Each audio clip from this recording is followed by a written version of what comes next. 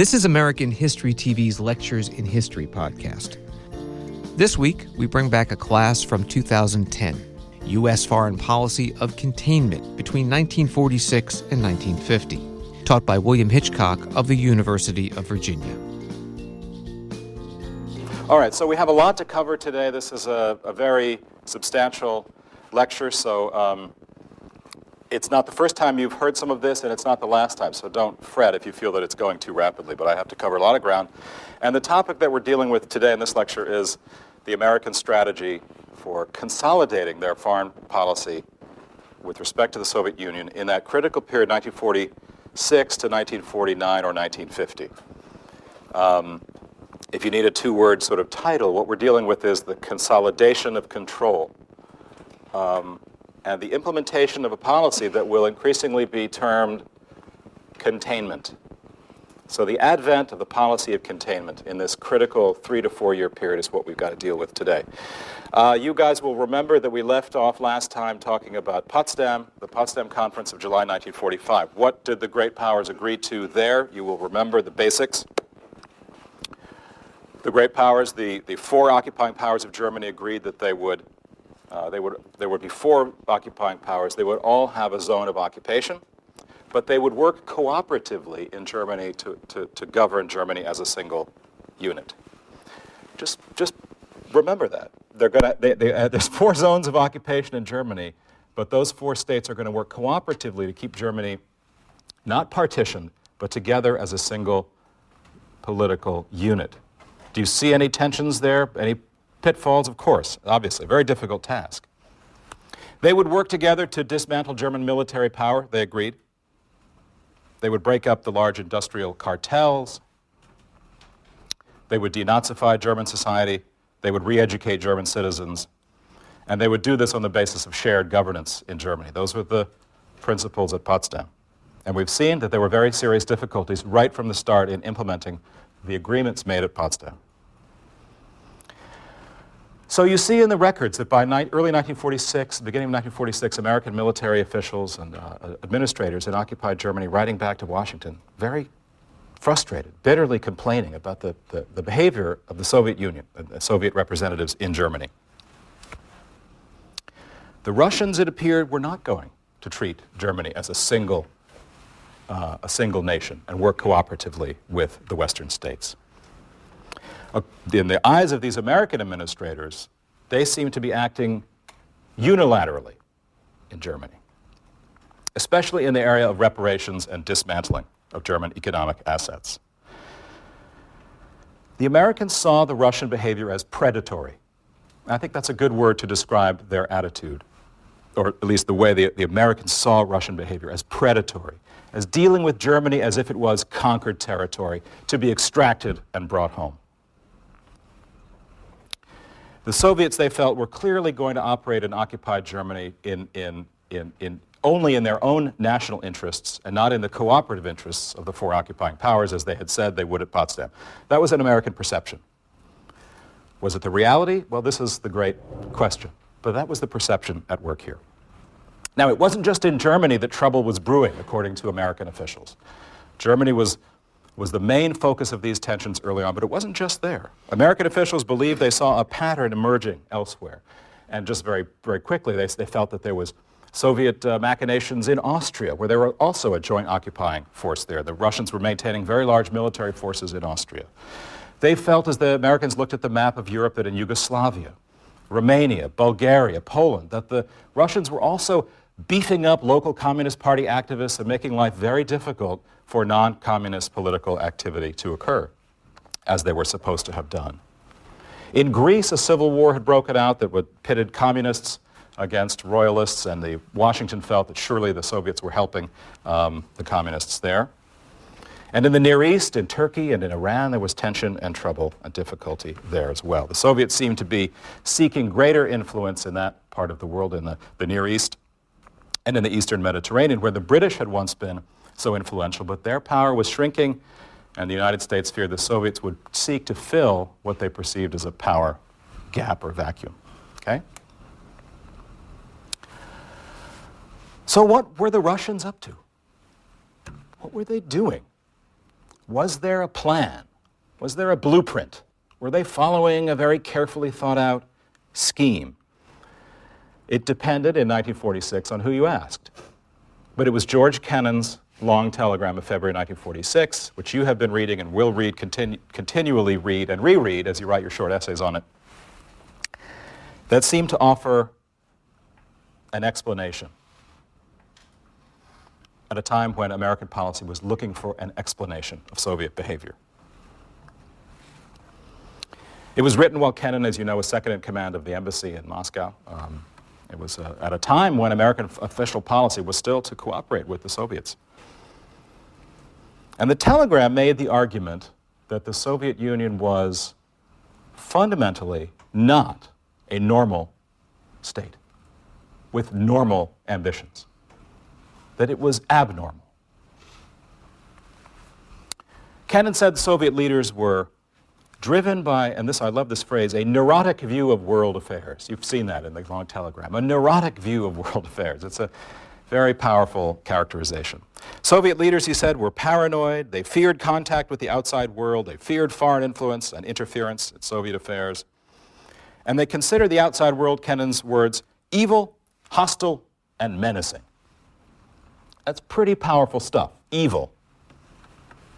Soviet leaders, Kennan said, conducted their work, and this is a great turn of phrase, in an atmosphere of oriental secretiveness and conspiracy.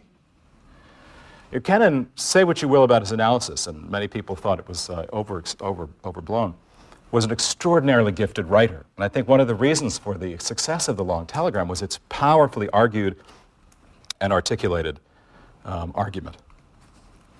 Even so, Kennan said, although they're anxious and worried and they hate the outside world and they think everyone else is evil, even so, they're going to go on the offensive. They're not going to withdraw behind a screen, a curtain, and just restrain themselves. No, they're going to seek to address their security needs not by pulling back, but by strengthening their prestige, strengthening their power, and the reach of the Soviet Union. How would they do this? They would be opportunistic. They were going to look for points of weakness in the American and Western configuration of power. They were going to look for the ripe fruit that was hanging that might just fall into their laps. They were going to pick off the little weaklings of the pack. That was some of the idea here. They would use secret organizations and political fronts inside foreign countries to undermine political legitimacy of elected governments. They were going to exploit anti-colonial sentiment in the empires of Britain and France around the world. And above all, they were going to impose an autarkic economic closed system over that area, that territory that they controlled. Autarkic or closed economic system. This is a very important fear in the minds of many of the American leaders, that if the Soviet control should expand, they would close off that territory to the interpenetration of free trade, the exchange of goods and people and ideas across those boundaries. So the Soviets wanted a closed system, and that would deny the West access to resources and to people and to political space. So in general, Kennan declared, and this is some of his final flourishes, and they're just worth repeating, although I know you've been reading them carefully, all Soviet efforts on the unofficial international plane will be negative and destructive. This is only in line, he says, with the basic Soviet instinct that there can be no compromise with rival power and that constructive work can start only when communist power is dominant, he says.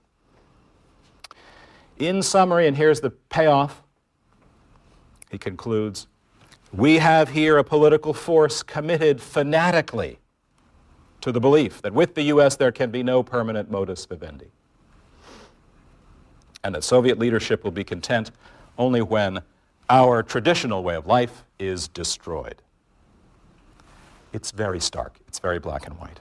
And we've debated and will continue to debate whether Kennan's analysis was accurate. Maybe he was wrong. Many scholars have suggested that he overstated the case, or that he was read incorrectly. That's what Kennan would later claim. Was it far too harsh a critique? Was it dismissive of evidence that there might have been opportunities for cooperation? We'll continue to discuss that in the next few weeks. But the point is that because of the difficulties that I've described in Germany and in the Near East and elsewhere in Europe, American leaders wanted Kennan's analysis to be accurate. They believed it. They accepted it. They felt that it crystallized the international geopolitical situation very well and that it explained Soviet behavior. That's the critical point. American leaders and Truman and his senior cabinet members felt that this way of thinking about Soviet behavior made sense, that it squared up with what they were seeing elsewhere in Germany, in Europe, and the rest of the world. All righty, well, the big question then is, what do we do about it? If we have the analysis down of what the Soviets are like and what they're doing, what do we in the United States do about it? What should our foreign policy be? How should we meet this challenge? If the Soviets are expansionist and aggressive, what policies can we seize upon to meet that challenge? How could the U.S. push back without pushing so hard that it might lead to outright conflict or war? Now, Kennan's telegram wasn't very helpful in that regard, right? And you guys have to analyze, well, what policy recommendations does he make? It's hard to extrapolate a little bit. Later on, about a year later, he would publish an essay called The Sources of Soviet Conduct, in which he published it anonymously in a magazine called Foreign Affairs in July 1947. And there, too, he wasn't particularly detailed about what American policy should do, but what he says is, quote, "The main element of any United States policy toward the Soviet Union must be that of a long-term, patient, but firm and vigilant containment of Russian expansive tendencies." All right, so there's your answer.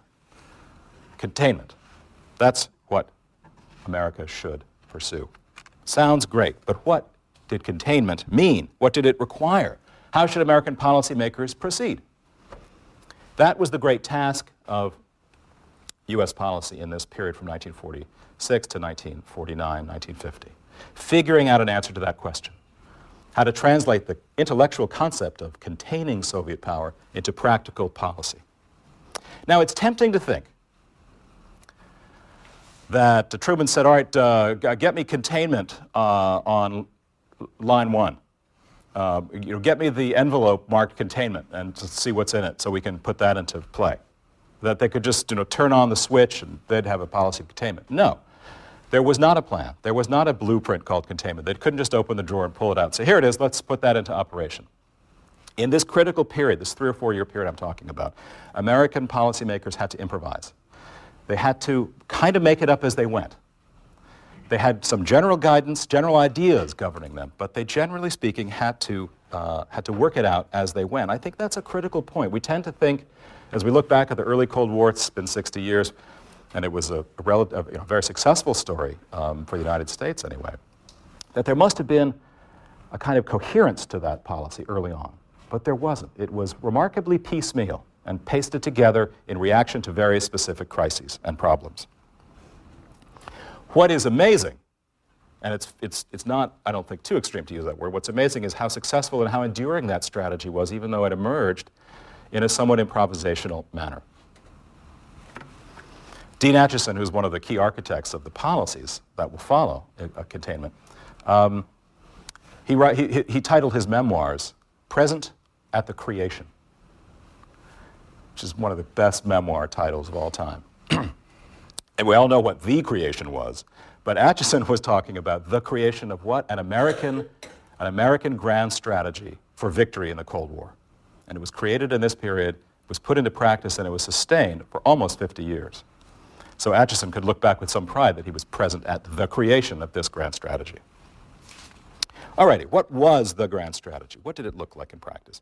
There's 3 areas where I want to suggest that this new U.S. strategy for waging the Cold War can be seen emerging as Americans began to feel towards a policy of containment. Taken together, they formed the policy of that this period put into place. As I get into the details, though, think to yourself, was the United States intensifying the Cold War? Was the United States making the Cold War worse in putting into practice these policies? Does the United States, must we as historians essentially assign a certain amount of responsibility to the United States for generating greater Cold War tensions? Is it possible the United States did, in fact, intensify and make worse the Cold War, make it impossible to pursue a peaceful strategy of accommodation and cooperation that Roosevelt had hoped for? Are these the policies that made the Cold War last so long? Just keep that, be critical in your thinking as we're going along through these, what appear to be like very successful policy initiatives. Just also be critical to think, well, what were the alternatives, the avenues that were missed, the alternative possibilities? So the first arena, I'm going to talk about three areas. First arena in which this shift away from a policy of cooperation with Russia toward a policy of confrontation, we've got to go back to Germany. That's the focus of our first area. We see in Germany, if we look at German policy, U.S. German policy 1946 to 47, the United States threw Potsdam out the window.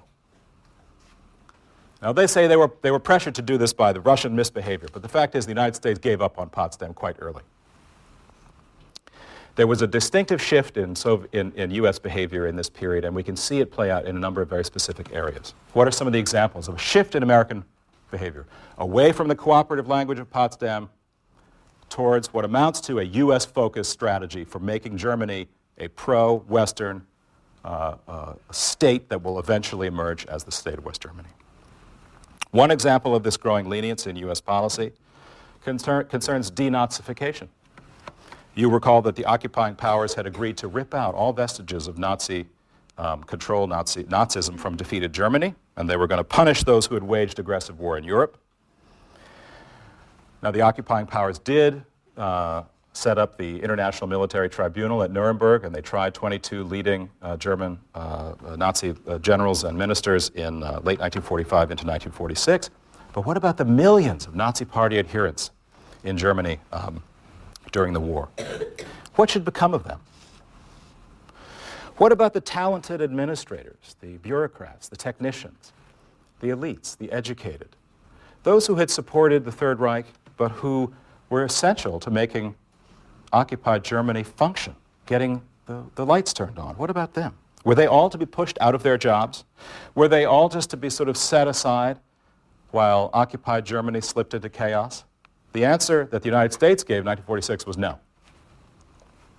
We're not going to do that.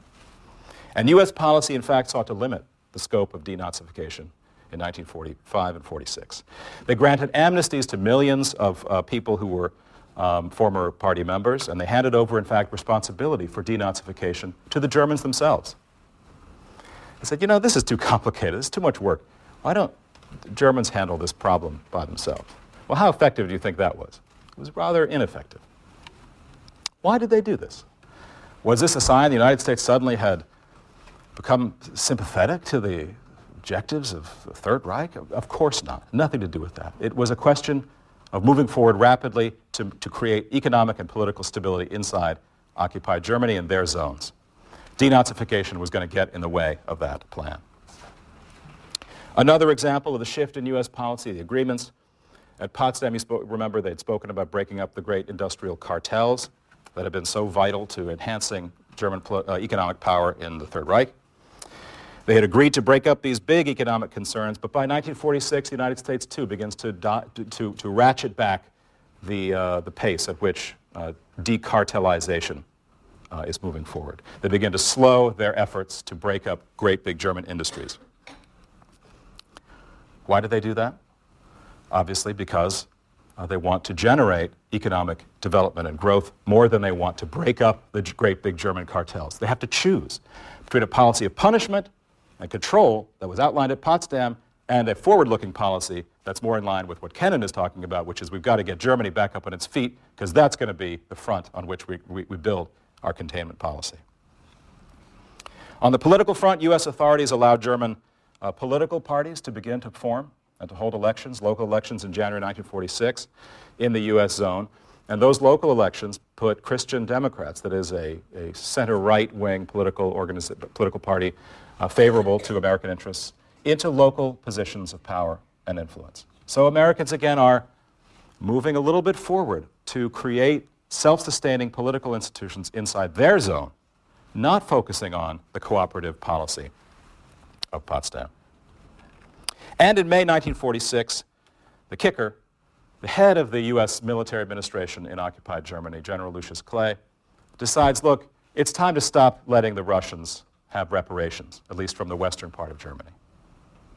So he stops the delivery of reparations from the western zones into Russian hands in May of 46. This is a major poke in the eye to the Russians. They say, look, this is one thing that we feel we earned.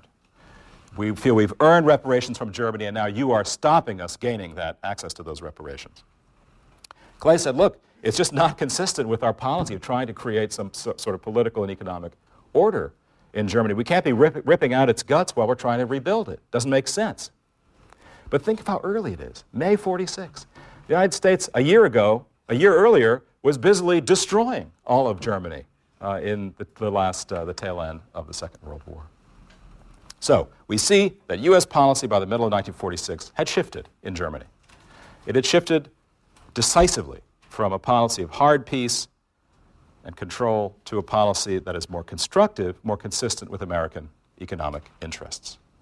The United States has, by this time, very early on, rejected a policy of what amounts to servitude of Germany, the servitude of defeated Germany. Well, maybe this was a wise choice. Indeed, I think judgment of history is probably this was a wise choice. But this was not what was agreed to, and it opened the way for the Soviets to harshly criticize American behavior in Germany. They could now say, look at what you're doing there. Look at all of these fronts on which you're moving, inconsistent with our agreements. You're the bad guys, so now we're going to take our action. The Americans felt it was just the opposite. No, we were reacting to Soviet behavior. It's a chicken and egg question to a large extent. But the point that I want you to, in this lecture, to focus on is Americans had made their choice.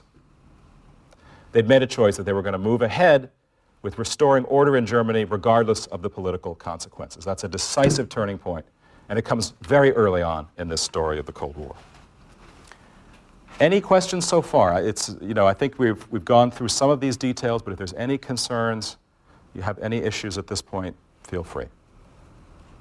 We're good on occupied Germany? Okay. The second area, the second key building block of America, the consolidation of American control and the building of the policy of containment, concerns what? It concerns the restoration of the European economy. So we're moving the focus out a little bit, away from just on Germany, focusing on Europe as a whole. And again, I want to stress, again, I feel this is important. This sounds as if there was a coherent plan, but in reality we're dealing with a somewhat piecemeal, somewhat reactive set of policies, driven by growing distrust of the Soviet Union, to be sure, but there is an improvisational quality to American policy in 1946 and 47. And a good example of this almost impulsive quality to American policy comes in the spring of 1947. What happens in the spring of 1947? The critical moment when the British government announces that because of its own economic problems, its own financial difficulties, it can no longer provide political, military, and economic aid to two states that are very important geopolitically, where Britain has had traditionally some interest and some role. And those two states are Turkey and Greece. In the spring of 1947, the British say, we're just too broke. We can't continue to bankroll our client states and our partners, Greece and Turkey. We don't have the money. We're going to have to stop our aid to these states. What's the United States to do? If the British withdraw aid from these two states, this might be, they fear, an invitation to Soviet machinations. So in this atmosphere of growing tension and distrust in Germany and around Europe, President Truman decides the United States is going to assume the burden that Britain has laid down. The United States is going to pick it up. It's a decisive moment. British power is shrinking in Europe and in the Mediterranean. The United States power is expanding. And this moment, when the United States says, we're going to pay the bill, we're going to help provide political support, military aid, economic aid to Greece and Turkey in their time of difficulty. But of course, Truman needs what in order to make this happen? He doesn't just have a checkbook, he has to go to the United States Congress. He has to say, I've got to get the Congress to pass this appropriation to help aid to Greece and Turkey. So what does he do? He goes to Congress in March of 1947. He asked that Congress approve $400 million in aid to Greece and Turkey together. It's not the aid that matters. It's not the money, the dollar value. It's the justification that Truman settled on when asking for this aid. He goes to Congress and he gives an astonishing speech. I've sent you the text of it. You should read it very carefully. He decides that he's going to organize American foreign policy around a very stark black and white view of foreign affairs, of world affairs, in that speech. Here's what he says. We have to pay some attention to the language here, and I want you to read that document quite carefully. This is Truman in front of a joint session of the U.S. Congress in March of 1947. At the present moment in world history, nearly every nation must choose between alternative ways of life. The choice is too often not a free one. One way of life is based upon the will of the majority and is distinguished by free institutions, representative government, free elections, guarantees of individual liberty, freedom of speech and religion, and freedom from political oppression.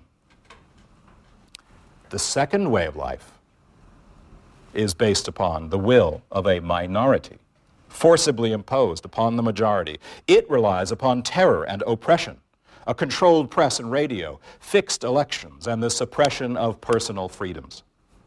I believe, Truman says, that it must be the policy of the United States to support free peoples who are resisting attempted subjugation by armed minorities or by outside pressures. Truman is doing something that who would have recognized? Earlier in this class, very early on, we talked about. This is a classic move. He's doing something that Woodrow Wilson would have recognized very, very clearly. He took a specific issue of U.S. foreign policy and he globalized it. He maximized it.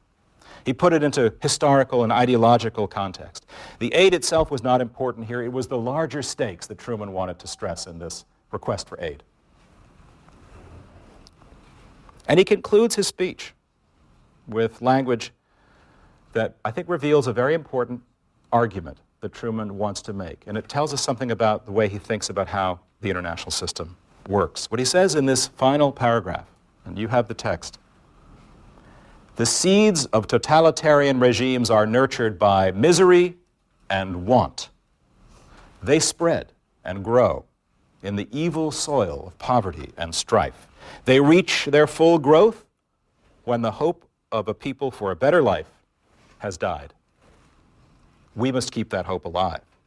The free peoples of the world, Truman says, look to us for support for maintaining their freedoms. If we falter in our leadership, we may endanger the peace of the world, and we shall surely endanger the welfare of our own nation. Never has $400 million to two relatively small Eastern Mediterranean states seemed so important.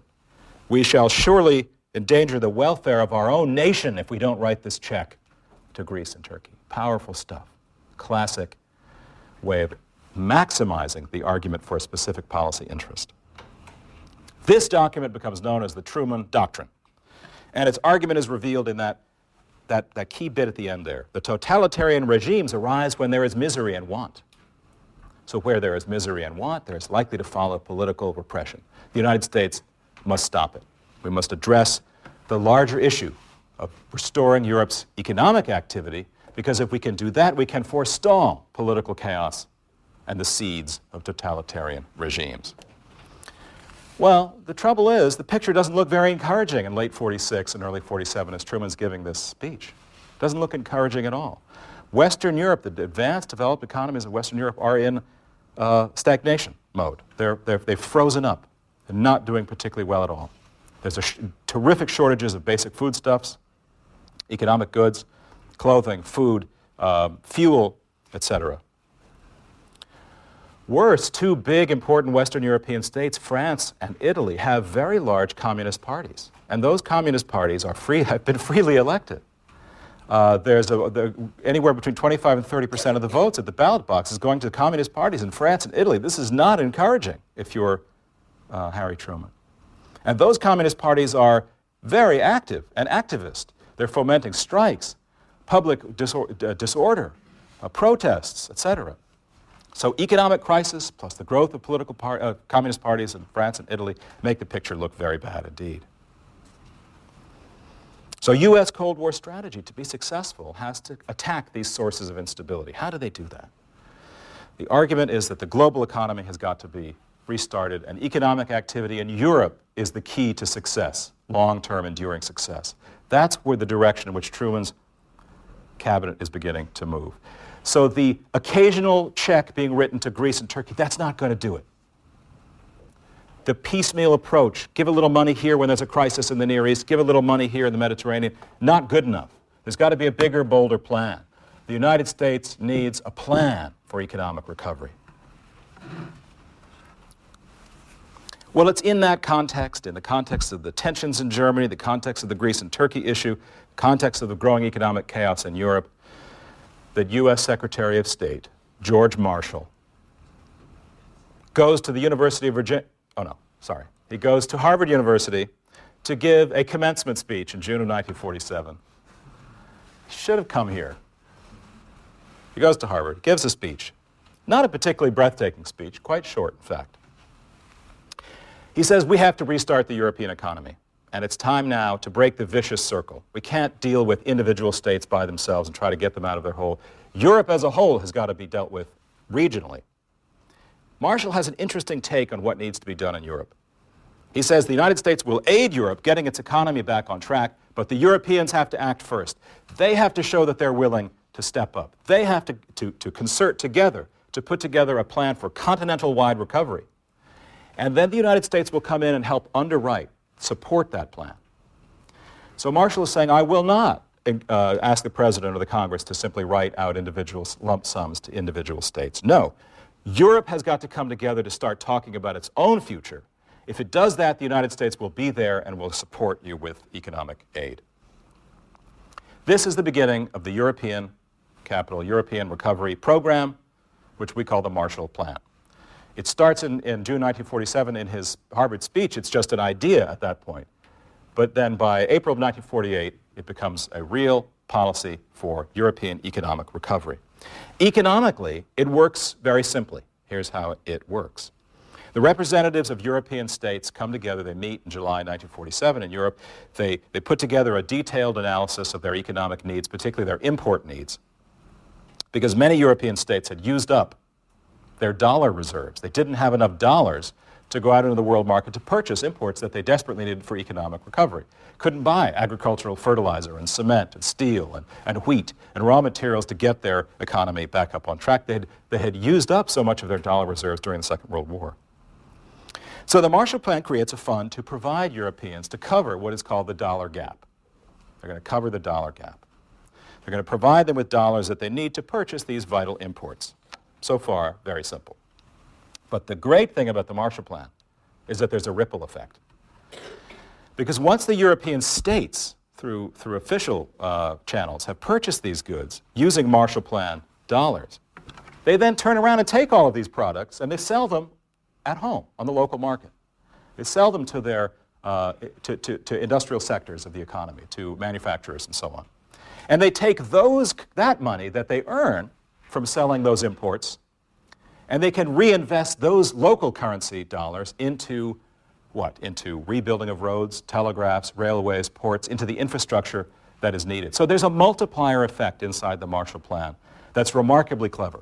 It's not just a big envelope of money that gets airmailed into Europe. It's the beginning of a system, of restarting a system that is self-sustaining. In that sense, it's an investment program, and it has a ripple or multiplier effect inherent in it. That's the genius of the Marshall Plan. Marshall Plan is a milestone, not only in the economic recovery of Europe, because it starts very quickly to have an effect, to have a bite. It's also a milestone in the Cold War origins, that is to say, in the deterioration of the U.S.-Soviet relationship. Let me ask you a question. Why would the Marshall Plan, such a benevolent thing, so positive, why would the Marshall Plan be seen as controversial or provocative in any way?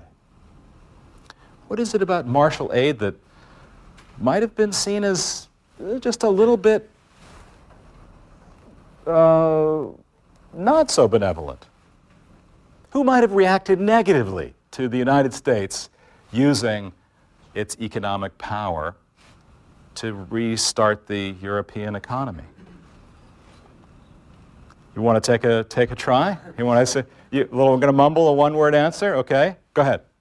Soviet Union. Why? Well, Soviet Union. Yeah, Soviet Union. Good. Why? Do you want to go ahead? You got it. Yeah, you're right. They wanted the capitalist economies to fail so that revolution could happen and the countries can turn to communism. Okay, so it doesn't suit their long-term objectives. But that's not what they were going to say publicly, right? They're not going to say, "Oh, this doesn't fit with our plan of global revolution." What is their argument about what the U.S. is trying to do? Yeah. It looks imperialistic.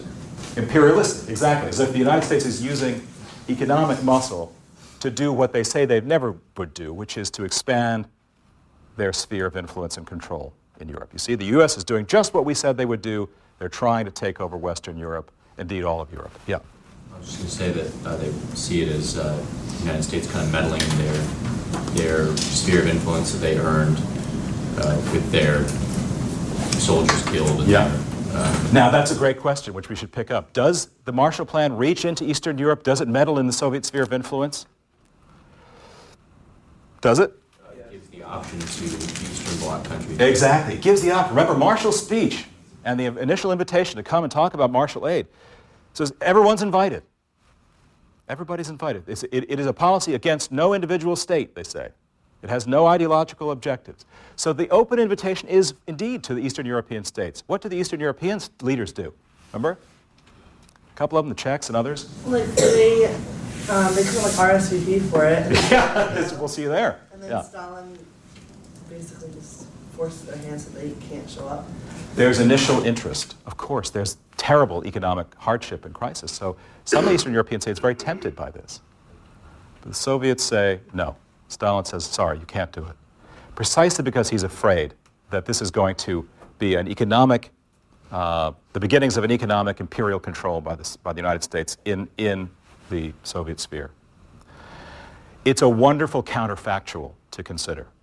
What if Stalin had let all the Eastern Europeans, and indeed the Soviet Union itself, join in the Marshall Plan? Wouldn't that, I mean, if think about it, wouldn't you want to have played that hand?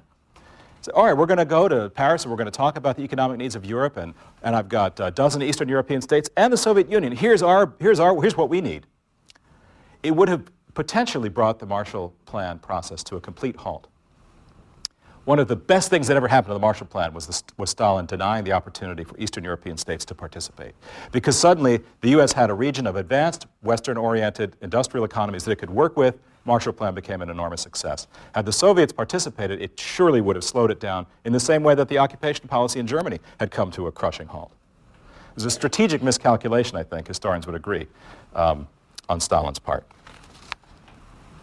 So the Marshall Plan was our second sign of the consolidation of a policy of containment, using economic power, economic influence, and ideas to restart the European economy. The last one, the third area that cements the fate of the United States and Western Europe together is, of course, the formation of not an economic cooperative community, but a military alliance. It's the third building block, a military alliance, a formal mutual defense treaty between the United States, Canada, and 10 Western European states. And this formal military alliance is to be called the North Atlantic Treaty Organization, or NATO. Still, of course, exists today. And it was founded in April of 1949. And it marks a remarkable departure from American traditions. The United States does not, remember, is not supposed to get involved in entangling alliances with Europeans. This is a big change for the United States. The Congress is supposed to be the one to declare war. We shouldn't be involved in fixed alliances that might force America's hand. So it marks a decisive change. What accounts for this extraordinary change? Of course, the answer is tied to the first two areas of policy that we've seen. It's precisely because of American policy changes in Germany, as well as the advent of the Marshall Plan, and that the Soviet Union decides, enough's enough, we're going to push back. were going to push back against this imperialistic U.S. policy in Europe. Yeah. Did the European countries sort of conspire to, after they got the money from the Marshall Plan, did they feel compelled to join that organization? It's an excellent question. Did the Europeans feel compelled? Did they conspire to join a military organization?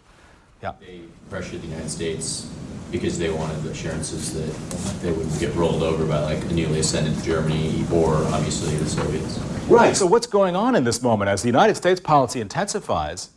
Who's caught in the middle?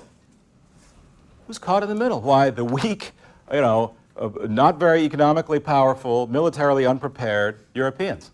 They can see the beginnings of increased tensions between the United States and the Soviet Union. They also worry about the possibility of renewed German power. European states are getting a little anxious about the ways in which things are going. But at least for those leaders in Western Europe, the prospect of working with the United States to create an enduring military alliance is a very positive idea. And indeed, it is they who begin to start talking about inviting the United States to participate in an enduring military alliance. But what is one of the decisive, clinching events that makes the Europeans so terrified that they can see things are not going to be particularly comfortable in Europe in the near future? The beginnings of the Berlin blockade. It helps to really gear up and kick up the settlement towards the NATO agreement. You all remember, of course, that the German capital, Berlin, remember where it's located. It's incredibly important to the whole history of the Cold War that you remember that Berlin is not itself on the border between East and West Germany, but that it's deep inside the Soviet zone. So the German capital, Berlin, is inside the Soviet zone. The four powers all had shared rights to be in Berlin, and they all had a presence there. But since Berlin was deep inside the Soviet zone, you had to cross Soviet-held territory to get there. You had to fly over Soviet territory. You had to ride on rails and roads in Soviet-held Eastern Germany, to get to Berlin. So U.S. actions in the early summer of 1948 appear very provocative to the Russians, and they push ahead. The Americans are pushing ahead much too quickly for Russian comfort. And on June 24, 1948, the Soviet Union decides to close off access to Berlin. Closing off access meaning closing off road and rail access into the city. The Western Berliners, those people in the American, French, and British zones of control, are suddenly captive peoples. 2.5 million Berliners now cut off from their patrons in the West. It's as if the Russians are saying, you know what, you want to have a Marshall Plan, you want to take over your portion of Western Germany, fine, we're going to have Berlin. If we've earned anything, it's Berlin. It's the capital. We're going to control it and impose our will on Berlin. And just you watch us. Watch how we do it, how easy it's going to be for us. We're just going to shut the doors. You guys can't come in. A major gauntlet has been thrown down to American authorities. And it turns out to have been a colossal mistake by Stalin to have played this card. Why? Because the United States uses this as a terrific propaganda opportunity, and indeed a humanitarian opportunity.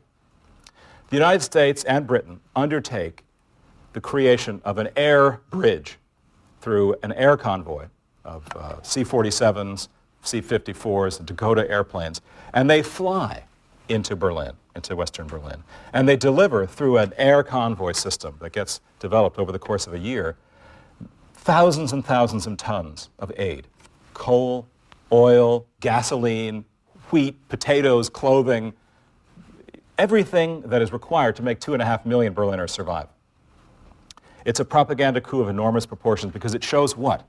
It shows American commitment to the fate of Germany and of West Berliners. So in this environment with the Soviets now ratcheting up the tension, is it any wonder that Europeans say, we really need a military organization that can cement American commitment to Europe? And indeed, it is not the United States that creates and that conceives of the idea of an enduring military alliance. The principal author is Ernest Bevin, the British foreign minister, who says now is the time, as almost a war panic sets in over Berlin, that we must move ahead decisively to create the institution of NATO, to bring the United States permanently into Europe. And that becomes a reality in April of 1949 with the birth of the NATO treaty organization. All right, I'm going to just, we just got 5 minutes left, and I'm going to just move to the last few points here. So I've stressed that in 3 areas, U.S. policy shifted decisively in 1946 to 1950. In German policy, in the advent of the Marshall Plan, and in the formation of NATO. And I've suggested that although this looks like a coherent policy at the end of this period, at the beginning, no one knew exactly how they were going to create the policy of containment. So that the strategy emerges in a somewhat improvisational manner. That said, there were key ideas guiding American choices. One of those ideas was that U.S. policy insisted on maintaining an open global economy. That was one of the main concerns about Soviet behavior. Second was that U.S. policymakers believed that a free market was the key to political and social stability. A free market is vital to the success of its own interests and the interests of Western states. And third, that American leaders were increasingly willing to push for these aims, even if it meant confrontation with Soviet Russia. They accepted that challenge. So it seems clear to me, I mean, this is the interpretive conclusion that I would suggest. It seems clear to me that the United States did indeed intensify the Cold War. And indeed, by 1947, the United States had essentially embraced the Cold War as a way of organizing the international system. But, and this is a critical concluding point, the United States did not pursue this policy alone. Millions of Europeans, in fact, welcomed a continuing American commitment and presence in post-war Europe. This is not a small matter. For if the U.S., as critics then and later have said, was actually creating an empire, a form of empire, of imperial control, it was an empire in which the weaker states welcomed U.S. Role, indeed U.S. dominance. And one scholar, Geert Lundestad, has actually given this a wonderful phrase, a wonderful term, empire by invitation. Seems paradoxical, but it's quite a useful way of imagining the new relationship that is being worked out in Europe. The invitation of American power into Europe. So if it's an empire, it's one that is cooperative and collaborative between Western European states and the United States. It's true, obviously, the U.S. settles on a policy that is a sharp departure from that cooperative approach that Roosevelt had hoped for in the war years. It's true, I think, the U.S. bears responsibility for worsening Cold War relations, worsening Cold War tensions, and for making a peaceful resolution of U.S.-Soviet differences probably unlikely, if not impossible. But they did it in collaboration and cooperation with dozens of allies on the European continent, and millions of Europeans thought that this was a forward-looking, reasonable solution that they could support and indeed that they could welcome. So these are policy choices that are undertaken with cooperation.